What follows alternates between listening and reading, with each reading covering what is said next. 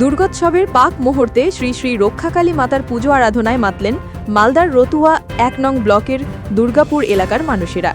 মঙ্গলবার রক্ষাকালী মাতার নবনির্মিত মন্দির উদ্বোধনের ধর্মীয় শোভাযাত্রায় ঢল নামল হাজারো ভক্তের। রতুয়ার বিধায়ক সমর মুখার্জি তিনি গ্রামবাসীদের উৎসাহ দেন এবং সাহায্যের হাত বাড়িয়ে দেন মন্দির নির্মাণ কাজে। জানা গেছে, মাস তিনেক আগে রতুয়ার দুর্গাপুর এলাকায় মাটির নিচ থেকে এক ধাতব কালী মূর্তি পাওয়া যায়।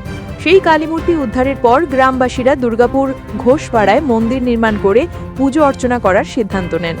সেই মতো শুরু হয় মন্দির নির্মাণ কার্য, যা সম্প্রতি শেষ হয়। তাই মঙ্গলবার দেবীপক্ষের উৎসব আবহের মধ্যে দুর্গাপুর ঘোষপাড়ার নবনির্মিত উদ্বোধন করা হয়। সেই সঙ্গে মহা ধুমধামে শ্রী শ্রী রক্ষাকালী মাতার পুজো আরাধনায় মেতে ওঠেন এলাকাবাসী। মন্দির উদ্বোধন উপলক্ষে গ্রামবাসীদের পক্ষ থেকে মাথায় কলস নিয়ে শোভাযাত্রায় আয়োজন করা হয়। শোভাযাত্রায় ভক্তদের ঢল নামে। শোভাযাত্রা ও মন্দির উদ্বোধন পর্বে সামিল হন রতুয়ার বিধায়ক সমর মুখার্জি, মালতীপুরের বিধায়ক আব্দুর রহিম বক্সি, রতুয়া থানার আইসি মানবেন্দ্র সাহা সহ অন্যান্য বিশিষ্টজনেরা। অবশেষে শোভাযাত্রায় অংশগ্রহণকারী সকল মহিলাদের মধ্যে বস্ত্র বিতরণ করা হয়। তাদের হাতে বস্ত্র তুলে দেন বিধায়ক সমর মুখার্জি সহ বিশিষ্টজনেরা। নিউজ ইন্ডিয়া থেকে অখিল সরকারের রিপোর্ট, মালদা। অনেক দূর মসজিদের আজান, মন্দিরের ঘন্টা বাজবে।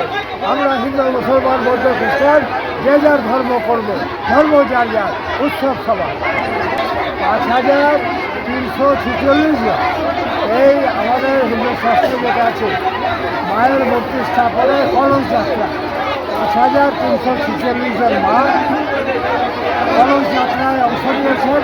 তাই তাদেরকে দুর্গাপুর রক্ষাকারীর তরফ থেকে বস্ত্র দেওয়া হবে।